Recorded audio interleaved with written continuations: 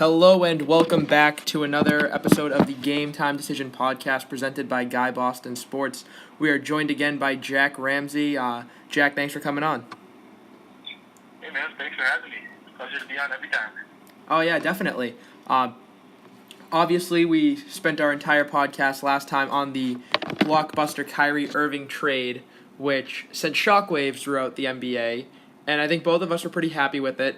You were a bigger Isaiah Thomas fan than I am. I really think he is just a solid player, but not franchise-altering at all. And but now we're hearing that Isaiah's hip is an issue. Woj came out with a story a few nights ago, and the Cavs might be threatening to void the trade. So what are your thoughts on this, and what do you think's happening? Well, the crazy thing about all this to me is the fact that there's so many different ways in which this could go. Obviously, there were reports last night of the Cavs needing Brown or Tatum to finish a deal, which to me is outrageous. And then I read more reports today that the Cavs had never asked for Brown or Tatum, but more asked about how much more they'd have to give up other than Kyrie to get one of them. To me, both should be untouchable, but that's just me. And this can just go so many different ways. Like, there's too many damaged relationships, in my opinion, for this trade not to happen. But you could see the Celtics give up a lot more, obviously because of the injury to Isaiah. You could see the Cavs, trying to force the Celtics' hand. You could see both organizations, in a sense, really torn down from within by each other, because obviously a disgruntled Kyrie in Cleveland will not be a good thing for LeBron James wanting to hang around, for them trying to attract players in free agency. But then on the Celtics side, you have your best player and your leader who the team tried to get rid of, and that's obviously not great for him. Jay Crowder isn't the best of locker room guys in the first place, and he's not the most happiest of, that's not the best way to put it, but there were plenty of times last year where he was not happy with Boston, and now we've seen pictures of him working out in his Cavs gear.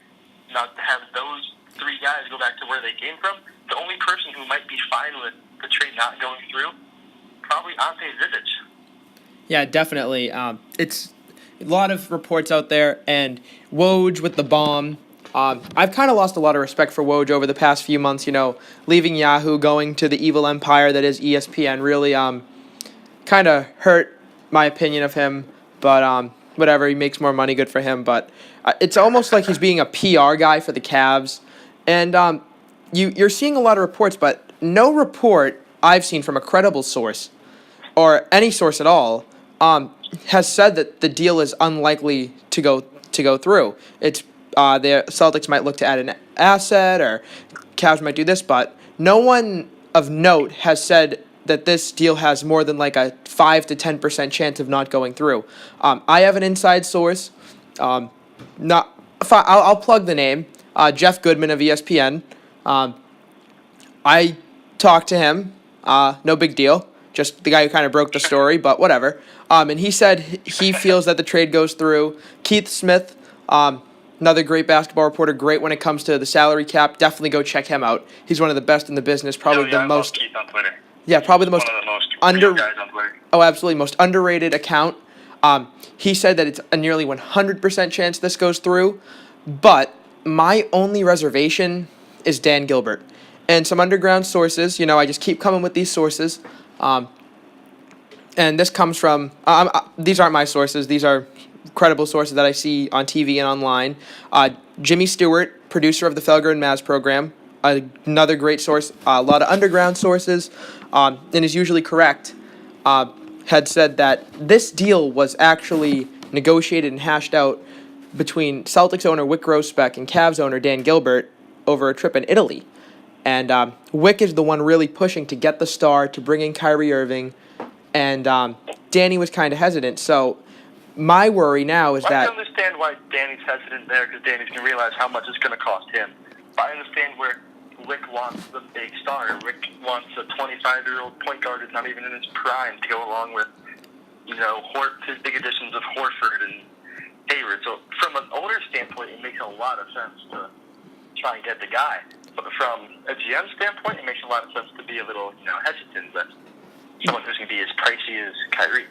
Yeah, and but I agree with you there. And I don't think Ainge is worried about giving up Isaiah Thomas. He shows how he feels about Isaiah Thomas. Isaiah Thomas is valueless. I've said this time and time again, and I'm going to keep saying it. Chris Mannix said months ago, Avery Bradley has more trade value. Steve Bulpett said under no circumstances was Ainge going to give him max money. He was not going to give him even the Kyle Lowry deal.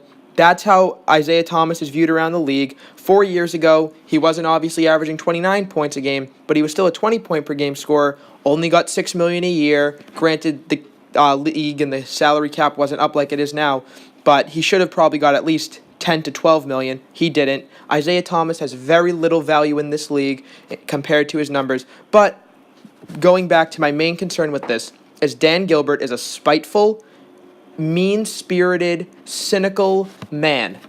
And I'm serious. You see what he wrote about LeBron. You see what people have to say about him. Not many people like him.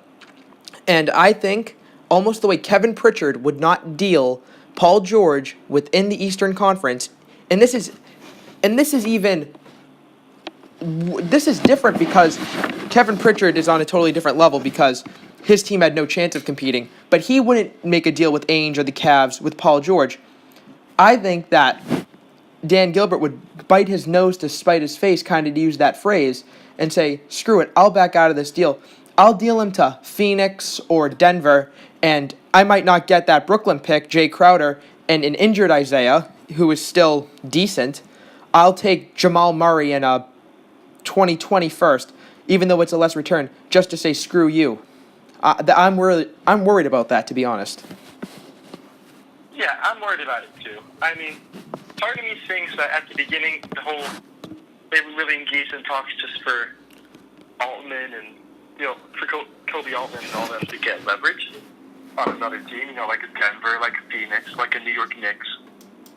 But I think Altman, it's way too early to tell how good of a GM he is. So he was like 4th or 5th in the Cavs chain of command a couple months ago, and now he's number 1.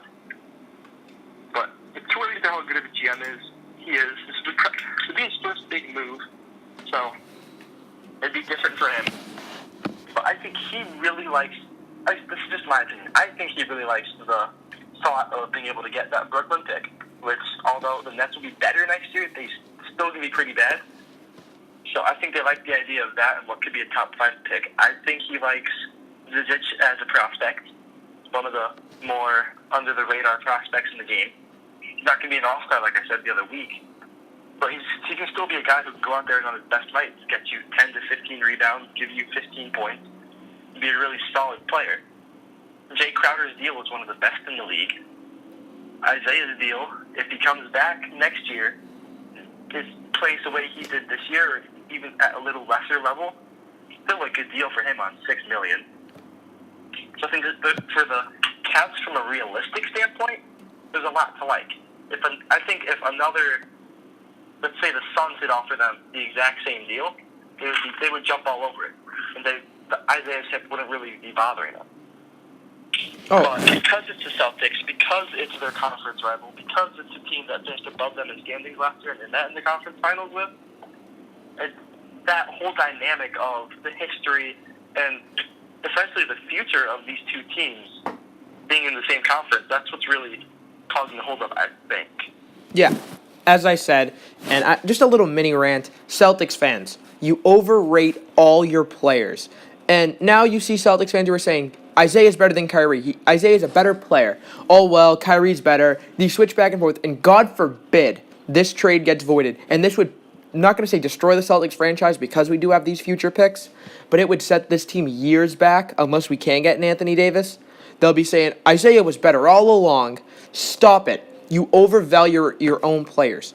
Isaiah Thomas, and I want to get into this, I have him as like my 9th best point guard. I don't have him in my top 30 players, and I really came to this realization, and I even began to overrate him a little bit. Not to the extent that Celtics fans, some of them, put him top 10 in the league amongst all NBA players, which is ludicrous.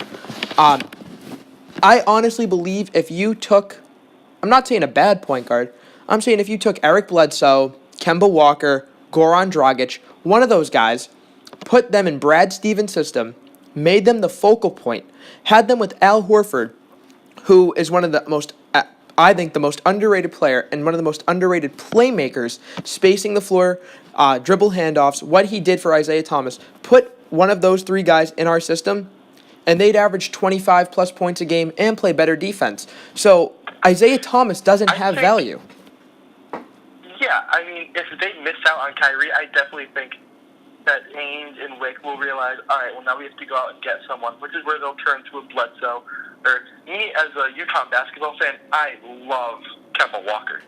I think Kemba Walker is one of the better point guards in the league, who still has a ways to go before he's considered, the same level as a guy like Kyrie or even a guy like Lillard. But he's getting there, and I think he'd be a great fit for the Celtics, as he naturally isn't a number one option, which he wouldn't be with Hayward on board, but he's a very good number two.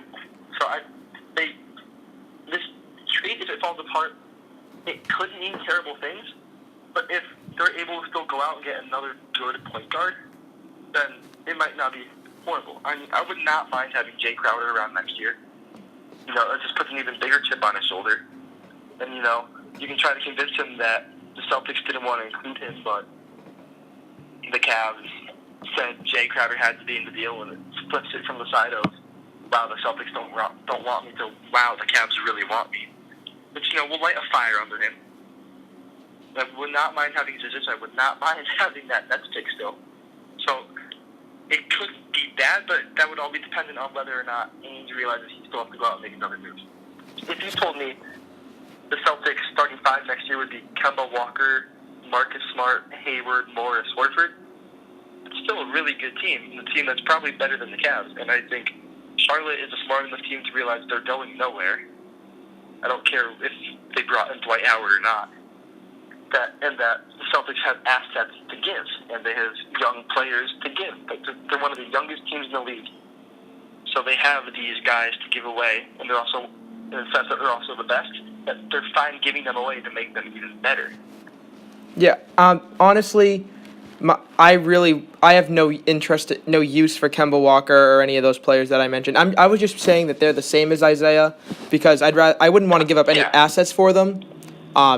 And I think you're not beating Cleveland with Kemba Walker as your point guard. He's just a fine player. This deal needs to go through.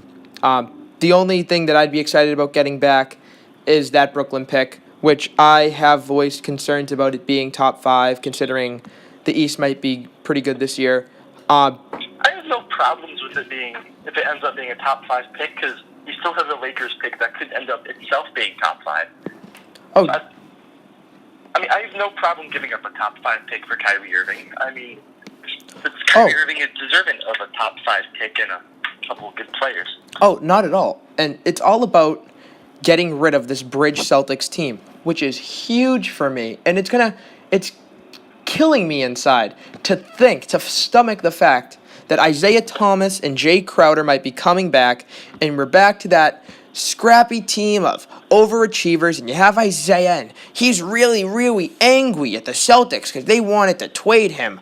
Oh my God, this little guy. I really have no use for him. It was nice to have you, but good riddance. Because you know what you are? You're just a solid, you're an instant offense guy who's a shorter but glorified J.R. Smith, Jamal Crawford level. You're just a fine, good player. You're not a max guy. And if you can it's essentially getting rid of the Isaiah Thomas headache and giving up the Brooklyn pick, which is a wild card, to get Kyrie Irving for the next 7 to 10 years, because I do think he'll re-sign. If this trade does not go through, this could be, I will say it right now, unless we can parlay that Brooklyn pick into Anthony Davis, this could be probably the worst thing that could happen in Celtics history, is having this trade not go through. And now I'm just going to ask you, where would you say Cavs, let's say they're not bluffing, let's say they're 100% serious, what would be your final offer to make this trade go through? Well, all right, so of course you got to start off the deal with Thomas to get him out of town because there's no room for him with Kyrie and everything you said. Still have to keep in Crowder, Zizic, and the next pick. I would include Jaylen Brown as long as in return I'm getting back the Cavs' first pick this year, assuming they have one. I'm not so sure on that. But if they have a first-round pick this year, I'm getting that pick back, and I'm getting back a second-rounder next year. Wow, you're going further than I would. That's steep. Well, I just think if you can give up Brown and still get some compensation for him, go for it. I mean, I have problems with him going to the Cavs, but in the end, Kyrie Irving will do so much more for the Celtics than Jaylen Brown will ever do for the Cavs. I don't know about that because you're also if I could see if you swapped out the Nets pick for Jaylen Brown, then I'd be all on board with it. And the Cavs pick this year, again, I'm not sure if they have one either. Yeah, I'm looking that up as we speak. But let's just say they do for argument's sake. That's going to be a low pick. That's valueless to me because, to be honest, it's going to be a pick 25 or later, and we already have that from our own pick, and we're going to have the Clippers pick, which is lottery protected. Now, for me, I would draw the line of the sand at the Grizzlies pick, which is, I've said many times, is a very underrated asset. It is top 8 protected in 2019, so who knows if it will convey, but I think it will be probably top 10, and if it doesn't convey, if the Grizzlies completely go in the tank by next year, it's not like the Clippers pick where it turns into a second. It turns into a unprotected pick, which is huge. So my final offer would be the standing offer we have now, Isaiah Crowder, Zizic, Brooklyn pick, and I'd throw in Rozier and the Grizzlies pick, begrudgingly. I don't think it gets that far, though. And one thing that's very overlooked is that Dan Gilbert, like I said, conniving, also loves his money. And he will be saving $30 million in luxury tax. That's a huge part for me with the Cavs and why they have to get this done, because the luxury tax could set them back a while, even with LeBron leaving. And especially, like I said, spite. Dan Gilbert is very spiteful. If he knows LeBron's leaving, he might just say, "Screw you, LeBron." I think we're not going to win the finals either way, whether we have Kyrie or Isaiah or this trade. We'll definitely going to make the Eastern Conference Finals. We'll still probably make the finals. But why waste $30 million when you're going to leave me so I can give you the best chance to win, even though we're not going to win anyway? Screw you. I'll save my $30 million. So I think that's a very underlooked or overlooked reason as to why the Cavs would want to make this trade. And we both made a list. Just go through your top 15 players in the league. Just want to see where you stand, see if we're on the same wavelength. So just go quick from... By the way, the Cavaliers do have their own first-round pick this year. That means nothing to me. Late first-rounders... Yeah. Think about how many we've had. We've cut so many late first-rounders. R.J. Hunter, James Young. We just traded Zizic. We have Yabusele. We have ours next year. Jordan Mickey was a late first-rounder, I believe. Late first, early second. All those picks. Somewhere around there. Yeah, we also have Jabari Bird. All these guys who are cutting. So late first-rounders don't mean anything to me. But so yeah. Unless. Who would you put in your top 15? My personal top 15, LeBron is still the best player in the league.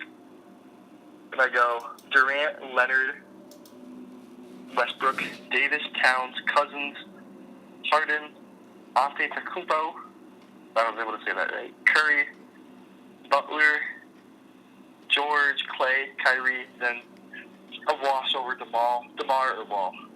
Wow, you have Curry low, and I'm not a big Steph Curry guy, but I don't know. He's proved something to me. Steph Curry is the best system player to ever play an organized sport. Wow, I was big into Steph. I mean, I wasn't big into Steph, but I think you got to have. I think he's in that top 7. And the way I kind of break down players before I get into my complete list, he's 10 for me. For me, yeah, I have 7 guys, and this is kind of just my thoughts. 7 guys. LeBron obviously at number 1. I'd say Durant at 2. But then the 5 guys between 2 and 7, you could honestly have in any other order, and I would argue, but I would say it's reasonable. And so I'd go. You have Kawhi, Russ, Steph, Harden, and Anthony Davis. You could have those 4 guys in any or 5 guys in any order. But here's my list, my top 15. 1, LeBron, obviously, best player in the world. 2, Durant.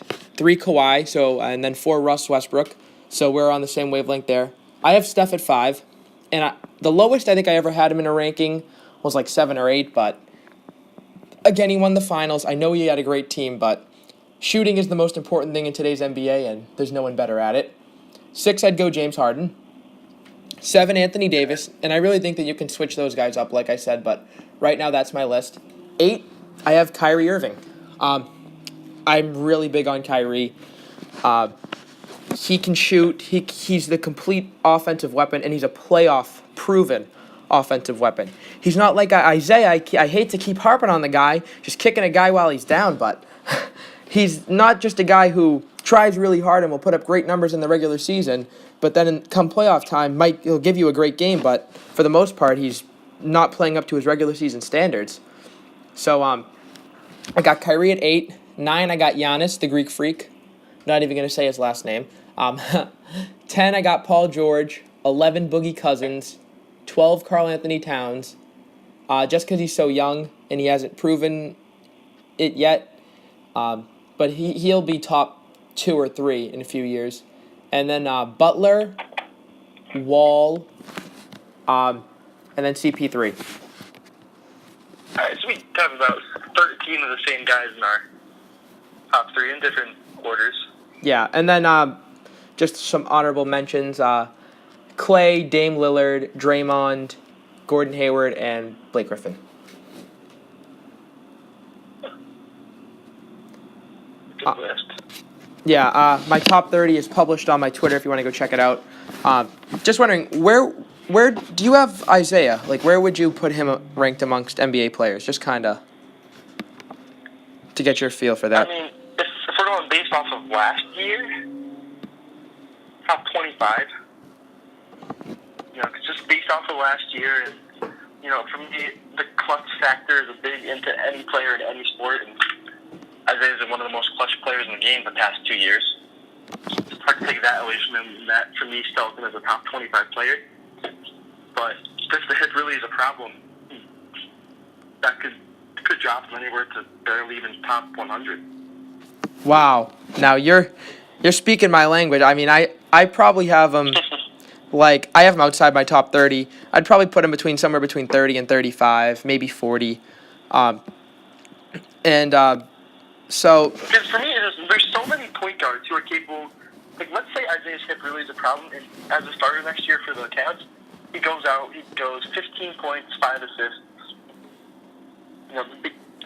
3 of 10, and he shoots 35% beyond the arc. And there's at least 30 point guards in the league who can do that. And to be honest, if he does that next year, he probably gets benched for Derrick Rose. Yeah. And now, this is me trying to spin it in the most positive way I can, which isn't really my thing. But worst comes to worst, deal gets voided, which is making me sick thinking about it. Best case scenario is the Nets suck or just the ping pong balls fall our way. We get a top 3 pick, or even a top 5 pick I'll take. Lakers pick top 5. And then in terms of Isaiah, my problem with Isaiah has never been him as the player. It's been 2 things. Building around him and giving him a big deal. But if he's viewed as damaged goods, I think already, whether his hip was hurt or not, his value is kind of overrated around the league. Now, a lot of Keith Smith, I think he said only 5 teams have cap space. None of those teams would be a team they're all rebuilding teams. You got the Bulls, you got the Hawks, the Nets. None of those teams. I can see a way in which Isaiah Thomas really fits into a rebuilding team to kind of start another bridge team. Yeah, but for the most part, those rebuilding teams, they're not having another team tank for them. They want to tank to get their own pick. And I think, especially a team like the Nets, finally getting their own pick, they're smart enough to say, wow, we'll sign Isaiah Thomas and we'll be the 8th seed.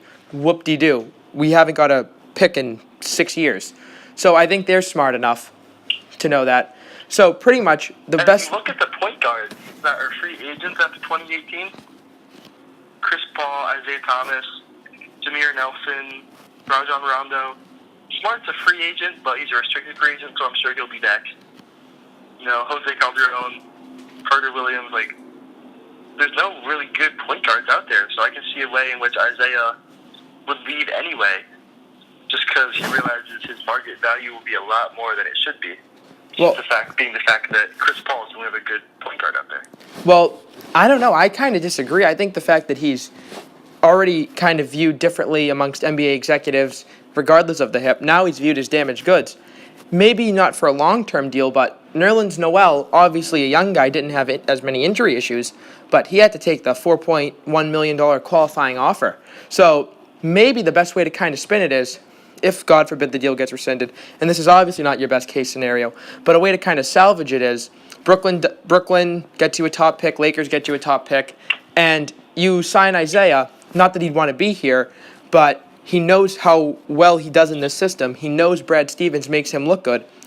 He'll sign a 1-year deal worth maybe $5 to $10 million to try to rebuild his value, rather than take a 3-year deal worth $15 per and see what he can do.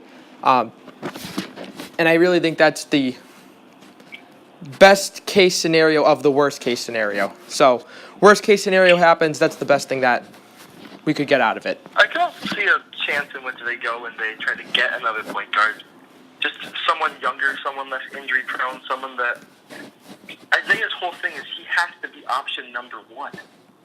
And I can't really see any way in which this team has the shooters like Hayward, like Tatum, that want to, and even Smart when he's on the floor, that want to take their shots and that deserve to be taking their shots, in which Isaiah distributes the ball. Because those are all guys that can shoot. Smart's obviously been steadily improving, and I think he's going to have a big year this year, and possibly 6th man of the year. But I don't really see any way in which Isaiah Thomas, with his whole mantra of I'm option 1, 2, and 3, can go out there and help this team win games. My thing with Isaiah is I hate the whole dialogue that he's a blue chipper. He was a blue chipper. He was rejected by one of the worst teams in the league and given an opportunity and shined. But that has come and passed. He was top 5 MVP voting last year. People know when he's healthy, he's good. There's no calling him underrated anymore. There's no calling him a blue chipper. When he's healthy, he's a good player.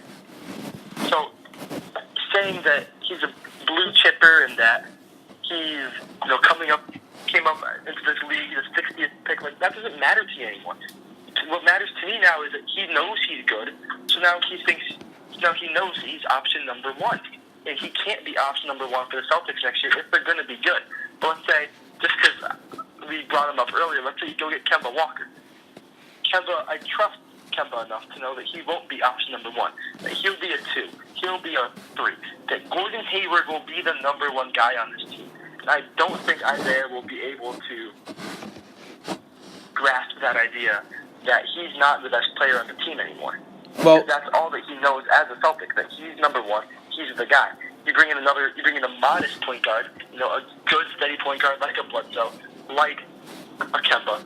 They'll know that they're not the guy, but they can be one of the guys. Same as Horford, same as Tatum. This team can't have. You look at the Warriors. There is no number 1 option. Yeah, they just happen to have 4 guys who are top 15 to 20 players in the league. But yeah, exactly. But they share the ball. There's no ego there. 3 guys that I would take over anyone on the Celtics to take the last shot in the game. Oh, absolutely. 3 guys that I would take over anyone on the Celtics to build a franchise around. Definitely. And the part of their whole success is no one thinks they're the best guy on the team.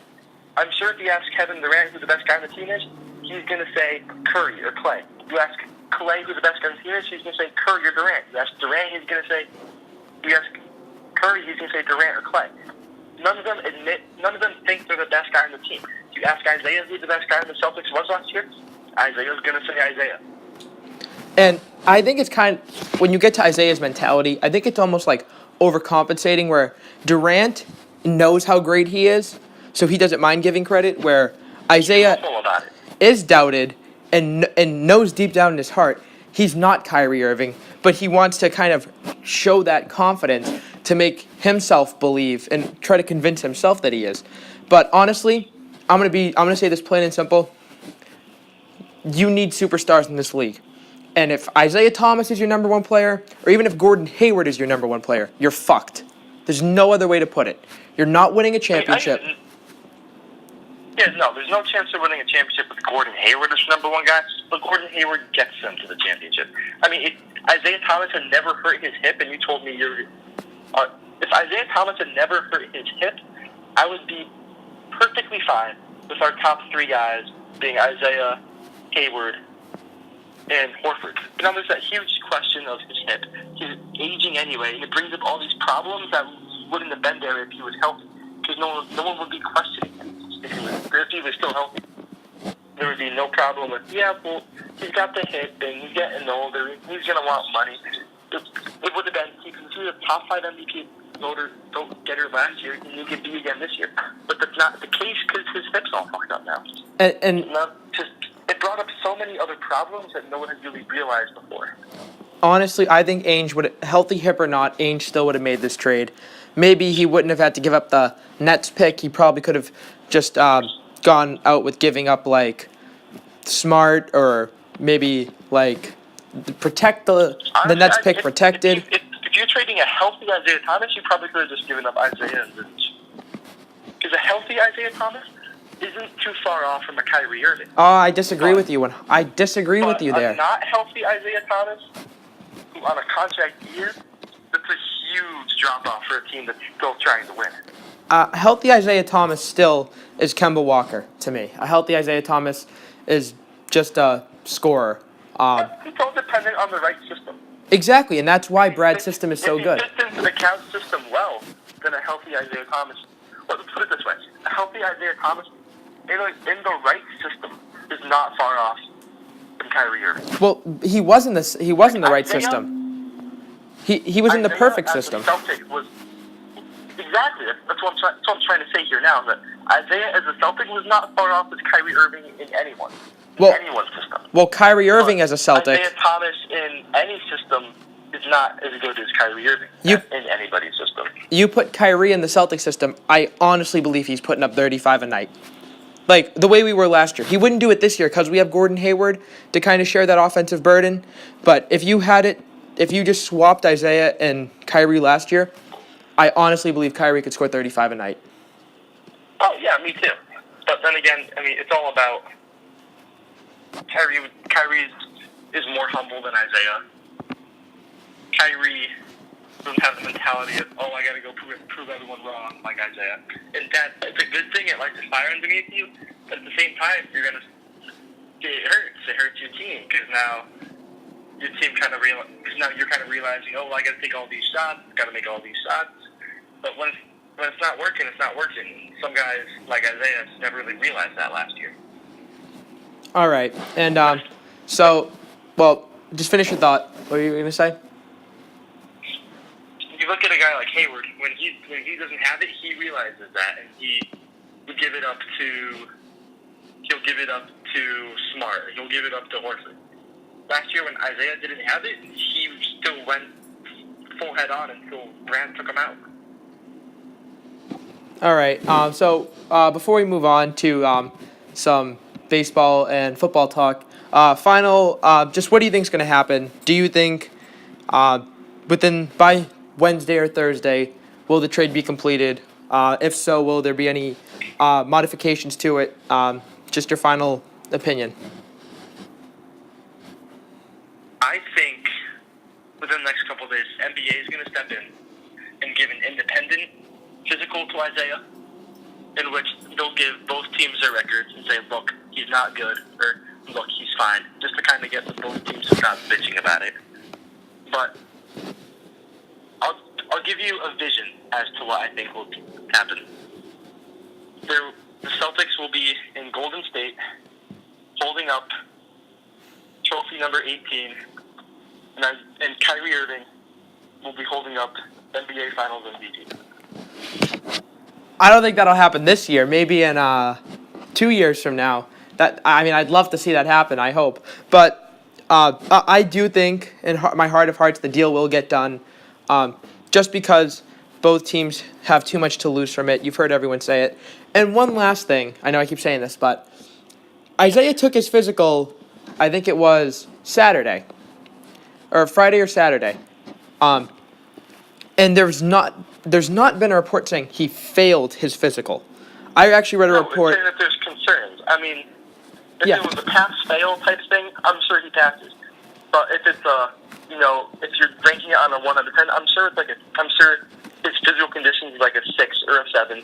I'm sure it would have helped if he had had the surgery, because as it is in any sport, injuries linger. So I'm sure he passed it, but there's just some things that raise red flags. All right, and so now, I've thought too much about this Kyrie thing. I'm still going to be checking Twitter frantically, but Patriots, Julian Edelman, he is out for the year with a torn ACL. Quick note, in fantasy, during the game, right before the game, I did a trade doing Keenan Allen, Deshaun Jackson, and Rob Kelly for Julian Edelman. And I know it was an overpay, but I kind of have a theme team that I kind of wanted Edelman for. But still, I got absolutely ripped losing those guys for Edelman. But on the field, how do you think this affects the Patriots? And do you still think that they're the favorites to make it and win the Super Bowl? I think it takes them from a 16-0 team to maybe a 15-1. They're still by far the best team in football. As much as it pains me to say it, I think they're winning it all again this year. I mean, I still hope my Broncos can do something, but it really comes down to they have the talent for it. They have the talent for me to, well, not the talent, but they have the wide receivers and the receivers, the tight ends and running backs. Like James White is a great pass-catching running back, and you still have Gronk, who for all we know could probably take his head out of his ass and have a healthy season. You still have Hogan. You have Amendola. So and I believe they got Brandon Cooks. Yep, we got Brandon Cooks. I mean, you have one of the best receiving corps in football. You have still a very good defense, good special teams. They're still by far the best team on paper in the NFL. But if I think of the favorites to win the Super Bowl, part of me says yes. Part of me looks at what the Raiders did last year and thinks if Derek Carr never gets hurt, let's just say for a second, Derek Carr doesn't get hurt. They finished 13-3, I think. Because they would have beat the Broncos week 17. But they finished 13-3. They probably get a bye. Because the Chiefs don't get that bye. Or whoever got. I'm trying to think. Who got that bye? The Chiefs got the bye. The Steelers. It was the Chiefs. The Chiefs don't win the division. Derek Carr probably wins MVP. And so I think a healthy Raiders team is as much of a threat to the Patriots as anyone else.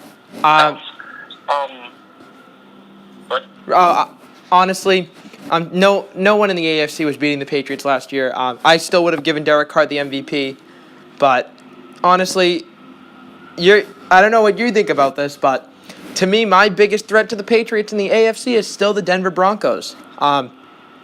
That defense, obviously, I think the Patriots will have a better record than the Broncos this year, so they won't have to worry about going into Denver. But if Denver just magically pulls a great season out of their ass and the Patriots kind of stumble a little bit and don't get home field, which is less than a 1% chance, I would pick Denver beating the Patriots at Denver. Yeah, that's kind of been Brady's. I just throw out last year because the Broncos were obviously a terrible team last year and did not deserve to be anywhere near the playoffs. So if you start out last year's game, Brady hadn't won in Denver since like 2005. They've won their last 3 playoff games in Denver against the Patriots. And there's just something about Brady when he's playing a good Denver team, he can't win in Denver. I mean, the Broncos had a very good draft this year.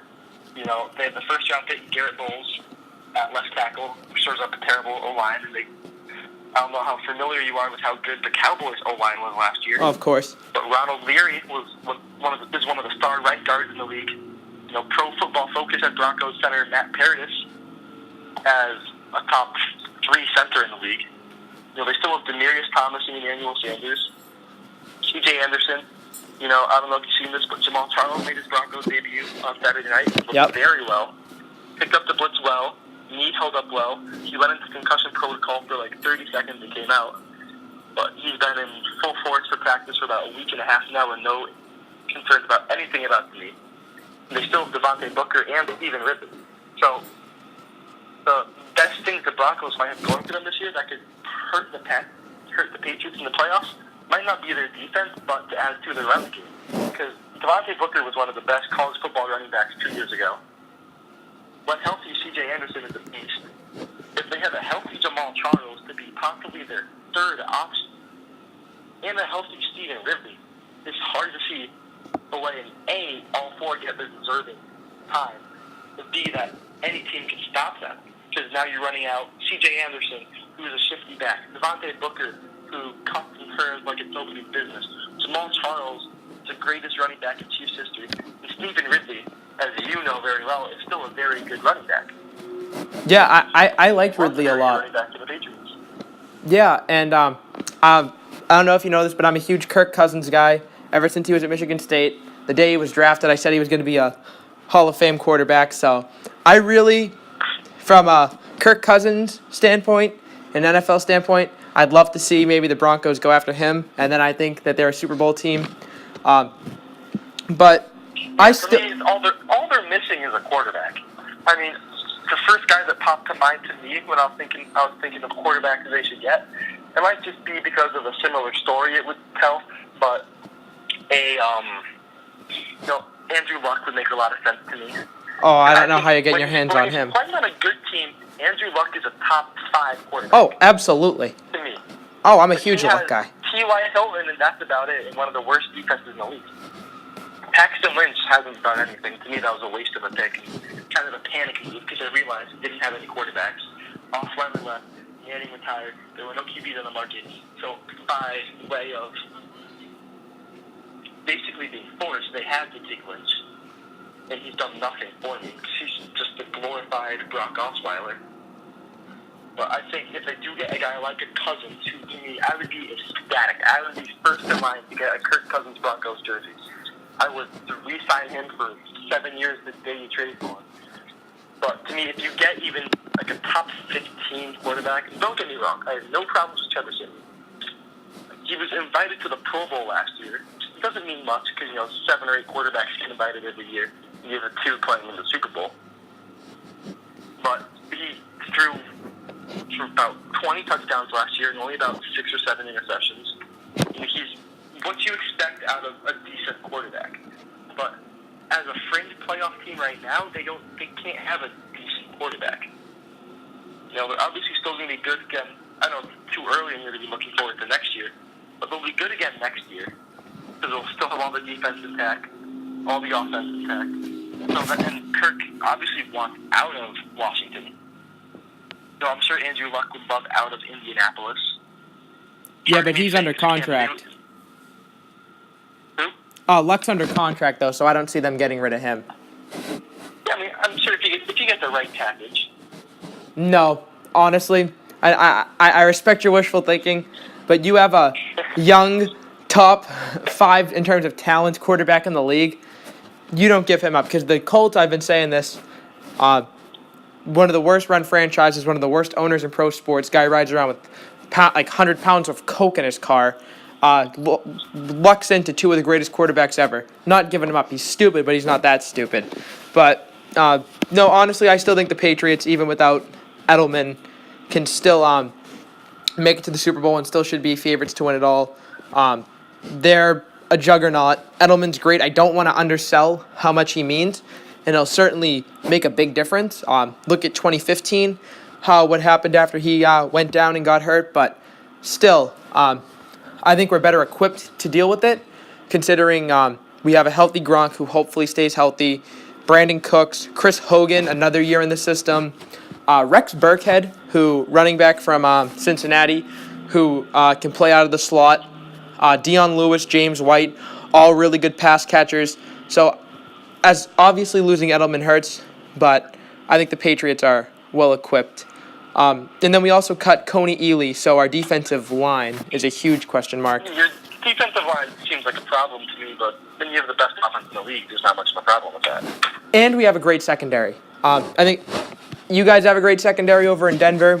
I don't know. I think the Patriots might be a little better considering I like our safeties a little bit more with McCourty and Chung. Yeah, I think when you really break it down, nobody's going to be able to give you a better 1-2-3 punch as cornerbacks than Harris, Talib, and Roby. But I do like the Patriots safeties a little bit more than the Broncos safeties. TJ Ward he's all right. Darius Stewart to me is a very underrated guy in the league. He's a very good safety. He's really consistent. He's really good in zone coverage. TJ Ward kind of gets full of himself. I think you'll remember the game last year. I think Ward it was an incredibly late hit, uncalled for. He decked, I think it might have been Chris Hogan or Amendola. And he just started flexing after it. So to me, he's kind of a dumbass. He's good. He's not great, but he's good. And, I think depth-wise, Broncos are a little better suited because they obviously have the 3 really good corners. They have 2 safeties they drafted last year in Will Parks and Justin Simmons, who to me are very, I think they're, in terms of, if you were to say it based off of, depth purposes, they're really good number 2s. Not quite good enough to be number 1s, but looking at it, the bigger picture, I think Denver has a little bit better of a secondary, but in terms of safeties, I really do believe the Patriots have the best safeties in the league. Yeah, and just worth noting, the guy, Joe Varden of Cleveland.com, the guy who said that the Cavs have yet to ask for compensation, said Jay Crowder passed his physical, didn't really, obviously I think everyone saw that coming, but so that's just a little thing worth noting. And so now just a little baseball talk to wrap things up, approaching the 50-minute mark. So this is a Boston sports podcast. So obviously we're going to talk some Red Sox. Losers of 4 straight. What do you think about the Red Sox chances of wrapping up the division and how they will fare in the postseason? Red Sox are still my pick to win the pennant this year for the AL. I don't think anyone's getting past the Dodgers anywhere. But you really look at the teams in the AL. You really have 4 teams that are, for real. You have the Red Sox, Indians, Astros, and Yankees. The Yankees are really, to me, just a team full of question marks that were answers in the beginning half of the year, but are now really becoming question marks. Even going into the year, Aaron Judge was a question mark. It was, can this kid be everything that they say he's going to be? And he was for the first half of the year, and then he really hit the rookie wall. I'm not going to make the whole argument of, the home run derby ruined his swing. That's just dumb to me. I just think he hit the rookie wall. And Boston, to me, is still the best team in the East. I think they're better than the Indians, especially with the Indians have had a lot of pitchers going to DL recently. Carlos Carrasco, who's a very good starting pitcher. Andrew Miller's the best reliever in the game, the closer, and he's on the DL. I like the Red Sox chances again. It also really depends on if they play the Astros in the championship series or the division series, because I think in a 5-game series they're better suited against the Astros and the Indians, because you can run out Chris Sale twice. You made Todd to leave him 3 times. Yeah, You can go Sale, Pomeranz, day off, any third pitcher you want to throw out there. Sale again, day off, be able to have Sale available. Kind of in the way that the Indians did with Kluber in the World Series last year. Yeah, I fear the Indians after seeing them sweep us last year. This year, Sale does have a 14.68 ERA against the Indians, while Doug Fister has dominated them. Don't know how much stock you put into that. Obviously, Sale is still your Game 1 starter. One good thing for the Sox, though. To me, if the season were to end today, Chris Sale is my AL MVP. Yeah, I definitely go with either him or Altuve. He has like a ERA in the 8s this month though, so or 6s. So I don't know. Chris Sale has always kind of had a problem finishing. He kind of wears down as the year goes along, but he's been great, and I still really I don't have any complaints about Chris Sale. He's been great. And I've kind of echoed this sentiment throughout the entire season. I don't have faith in this Red Sox team. I think they're talented. Would it surprise me if they got swept in the ALDS? No. Would it surprise me if they made it to the World Series or even won the whole thing? Not really. I think baseball's that wide open. In terms of the Dodgers, I think they're choking dogs, and same thing with them. I wouldn't be surprised if they got swept in the first round. If the Dodgers don't win the World Series this year, it's just time for them to tear down. They're not winning the World Series. I know they're a 700 win percentage team, but that's 8 straight years they would be to the playoffs without winning it all. And I know they're not really tear down, but kind of retool, kind of assess what you have going well for you, and what you have that's going good, but where you can get better. And I know it's scary to think of a Dodgers team getting better, but you look at their starting rotation, it's filled with a bunch of okay guys and Clayton Kershaw. Well, they have Darvish. They have Rich Hill, who don't even want to get into that perfect game, should have been, would have been, a loss. 9 no-hit innings and you lose. But That's got to be a tough life to live. Yeah. But, honestly, it comes down to, obviously, for me, John Farrell and how he manages the pen. And that's why I said this on the Fire Farrell podcast with Terry Cushman. You should go check that out. I was on a few weeks ago and I was on yesterday. I would consider still having Rick Porcello as the number 2 starter for the Red Sox, because even though he's been disappointing this year, I still have more faith that Rick Porcello can give you 7 strong innings than Pomeranz, because even though if I were, this is just my strategy and my thoughts for postseason baseball as a Red Sox fan, knowing how John Farrell manages a bullpen terribly, I'd rather have Porcello. Don't even get me started on terrible bullpen management. I've had to sit through Kerry Collins for 7 years. But I'm sorry you're a Mets fan. Can't really say. There's so many things I can say. He pissed away the 2015 World Series. Yeah. But as I was saying. To me, what? Go ahead.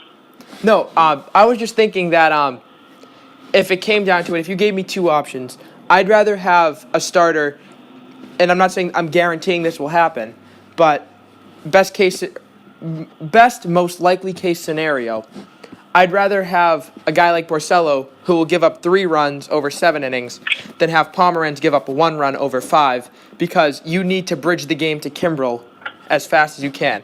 And Kimbrel's not a guy like an Andrew Miller who can come in the 6th inning with the bases loaded and get you out of it. You give him a clean 9th, there's no one better.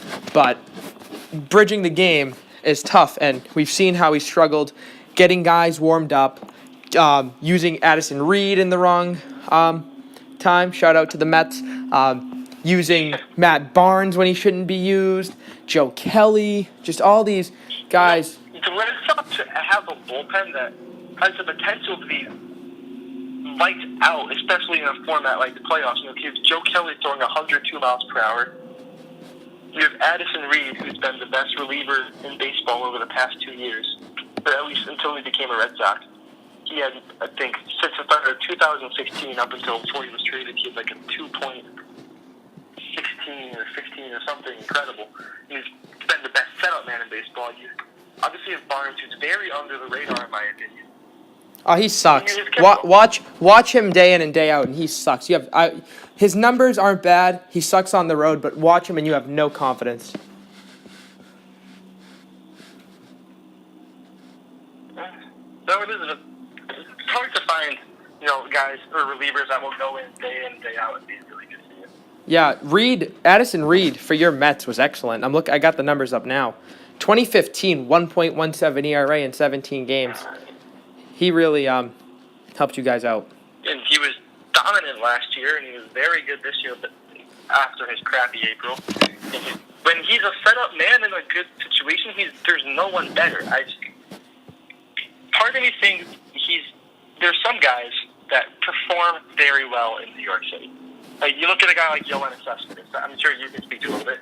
He was not good as a Red Sox, plain and simple. He was all right as a Tiger. He was good as an A.